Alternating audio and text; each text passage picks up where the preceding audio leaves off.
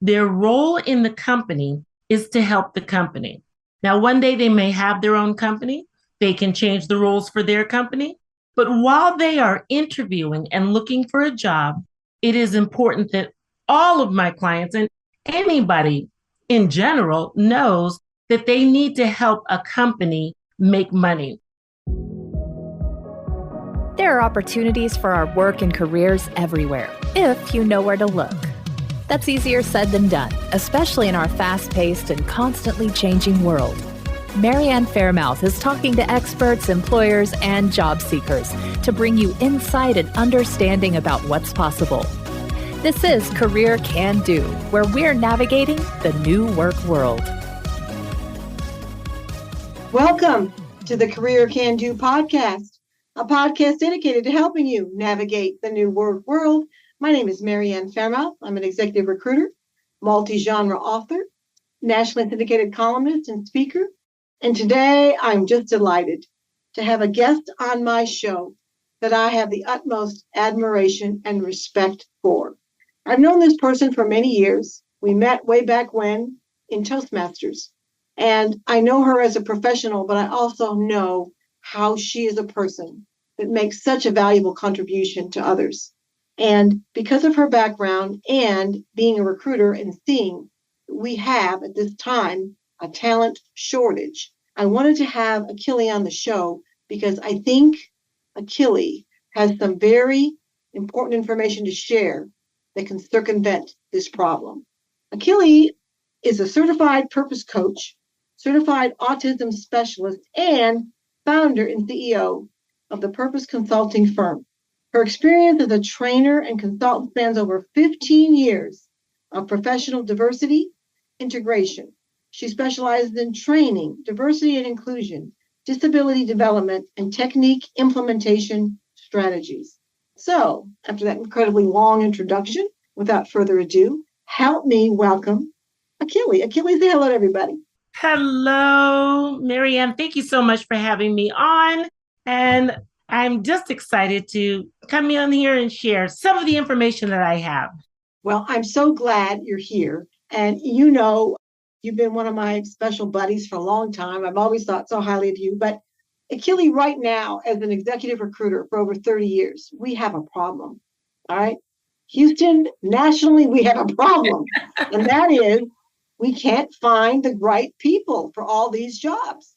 We have a talent shortage. So how do we circumvent that problem? And I thought to myself, I think Akili Atkinson has a solution if people have awareness of some other things we can implement to circumvent this problem. So, Akili, I know you work with so many corporations and you've got such a great reputation in doing what you do, but tell us or share some of the benefits of hiring a person with autism, or as we call it, neurodivergent tendencies. What are some of the benefits of hiring a person like this that people might not be aware of? Yeah, so there's a lot of traditional benefits that someone could tell you about. They have a great way of memorizing, or they are organized. These are all traits that we use to identify certain people. And I want to take it a little further than that. When we're starting to talk about broadening our hiring practices, we're talking about including, learning, growing. So the benefit of hiring somebody with autism or various different disabilities is having a talent pool that has new skills that we haven't even tapped into yet. People that have a way of approaching a problem and creating solutions that are different than our traditional ways that we look at things. So normally I work with individuals on the spectrum, so various from highly intelligent, we'll say IQ level, down to some individuals that have cognitive difficulties, making the challenges of employment almost impossible without getting that helping hand. Okay, all right. I think, this is so important right now because there's so many jobs out there that people with certain disabilities or neurodivergent types of employees could work in that would be a definite plus for an employer. So what are some ways an organization can make the hiring practice easier for people with disabilities? Marianne, I'm going to ask you to close your ears for a moment while I tell everyone, throw away the book, throw away your traditional ways of hiring when we are talking about going into a whole different world. It's kind of like Star Trek when we're going to a whole new galaxy. We have to throw away the traditional. What are your hiring questions actually asking? What do you really want to know about an employee? I can guarantee if you ask some of the same questions you've been asking for the last 20 something years, this new diverse population, you're not going to get the answers that you want. We have to reframe the questions so that we can get the answers from a newer population. So I say, throw away the book. Throw it away and let's start all over from scratch with some new hiring practices that include conversations rather than questions. Well, I agree with you, and you don't have to ask me to shut my ears because I wrote a book called Revolutionary Recruiting that is about closing the traditional book, because we do need new ways of hiring, new ways of conducting an interview, new questions, because my greatest success stories, Akili, have been people in many, many cases that don't have all the boxes checked, but they have the passion, the dedication, the desire to want to do the job. And when you find a person like that and you can put them in alignment with what you need to have done, and of course, there's going to be some training too involved. Sometimes you get a long tenured employee, a happier employee, and you get more work out of them. Don't you agree? Oh, I most definitely agree. When you think about just the individual and what they can contribute rather than some of the smaller things that we put focus on. To give you a small example, I went on an interview with a young man and we sat down in front of the HR representative and he said, of course, we are here in Houston with all the rain. He said, did you come in on your canoe? And he responded, well, why would I have done that? I don't own a canoe. The recruiter looked at him and didn't seem very happy with the answer. And needless to say, he didn't get the job. He was qualified, but the humor just kind of went over both of their heads. It's the understanding of the new differences that we have to do. I thought it was funny when he said it, but wrong situation, wrong person. Identifying is so difficult when we're uncomfortable. So we have a lot of work to do to get comfortable talking to different people that we don't know what the answer might be. So how do you suggest we educate these new candidates or these candidates that might have disabilities to have more of a chance to get the job? I mean, how do you suggest that, we educate them? Or what is the most important education or experience for these types of people that they can undergo to make them more prepared to get the offer? Well, we have a lot of transition that happens in high school for individuals with disability when they're moving into the workforce. But sometimes we overlook at what the employer is looking for. One of the first questions I ask any of my clients that I'm working with is, what can you offer a company? How can you help a company make money? If we're not first thinking about that as individuals looking for a job, then we have the wrong perspective going in to that interview. I need all of my clients to understand their role in the company is to help the company. Now, one day they may have their own company. They can change the rules for their company.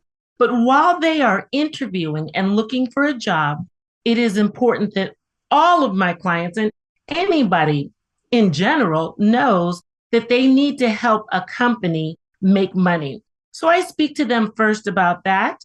And then what can they do to assess the environment that they're going into? Giving them the ownership of where they're going and what they want to accomplish with the interview and the employment opportunity. Okay.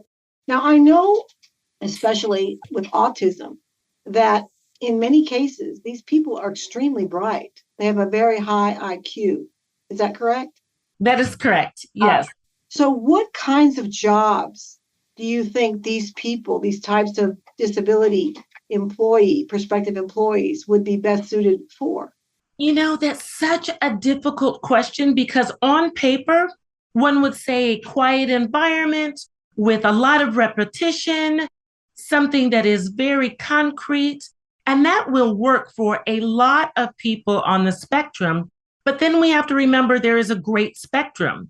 So you might find a person that wants to move around a lot or wants to be around a lot of people. The job that would be beneficial to a person that's on the spectrum or with neurodiversity is a job that matches their personality and matches what they are capable of doing. So that a lot of times is an individual choice. I have a lot of clients that are capable of doing a lot of jobs, but are also capable of moving into different jobs once they get older. So we always start at a certain place and then we move up into our career path later on. I would like to see individuals that are on the spectrum have those same opportunities. Sure, you might start at fast food, no problems there. But is that going to be the last job that you have? So you might take a less traditional route because you stay at a job longer, but you still should have the opportunity to move to more of a career path.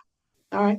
I think what you're saying is so, so very important and necessary that our listeners are hearing, because I think the other thing that comes out here for me anyway is about relationships. I consider myself what we call a holistic recruiter. By that, I mean, I don't just look at a resume and a job description and slap them together. I look at about who is this person? Who am I dealing with? Who is my candidate? Who is my client? But I think that the key here, or the common denominator, in my opinion, Akili, tell me if you agree, is communication, respect. We're not human doings, we're human beings. And I think if we have that open communication, respect level, if my candidate knows that the client needs someone that is going to maybe recheck and make sure the errors aren't there.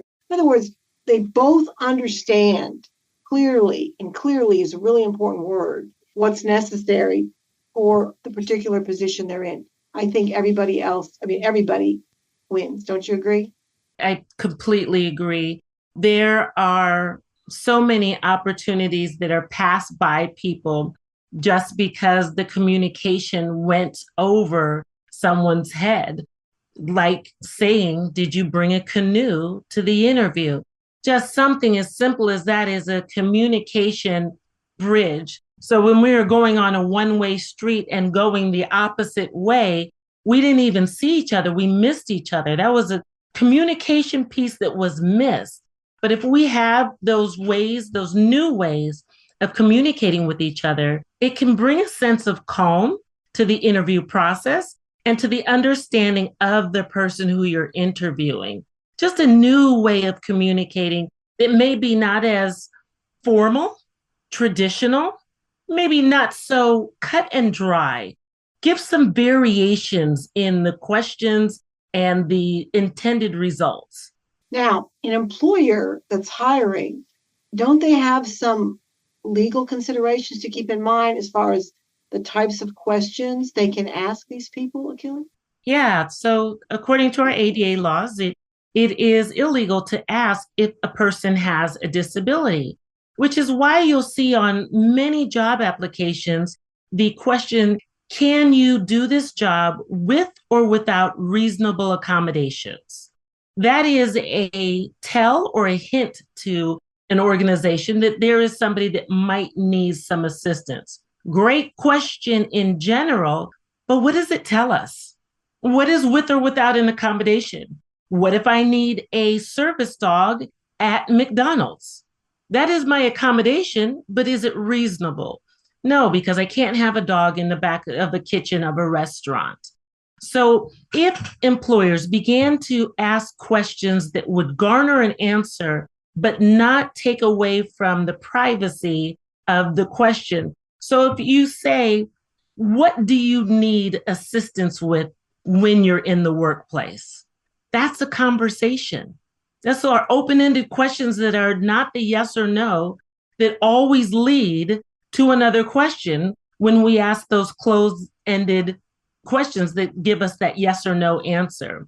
So even if you just said something that requires conversation, it just brings a new level of communication to that interview and then to the hiring practice. Great. Well, I know a lot of clients that I'm dealing with, and I have been dealing with the last few months, are really struggling to find people. So if they hear this podcast and they think, maybe I need to talk to this Akili, maybe I need to get her in here to find out how we can expand our platform, how we can look at some alternative methods and be in compliance with the new work world. How do they find you, Akili? They Google my name. They find me on my website, akiliscorner.com. They can find me through all social media platforms. One of the things I say, you can find me in a corner somewhere because the name of my company is there because back in the day, we all got put in a corner sometimes when we got in trouble. And I want you to say that you can go to that corner and I'll be waiting there for you with a little bit of help. So if you always just think about where's the corner? Where's the corner that I can sit in? Just think about that and you'll find me. And I'll be in that corner to help you to get out of that corner and go on your next adventure. Oh, that's wonderful. So we're getting near the end here. Akili, if we had 2 tips to give our employers out there, well, how about this? We had 1 tip to give our employer and 1 tip to give our prospective employee, what would they be as far as how we can make this a successful endeavor? What would they be?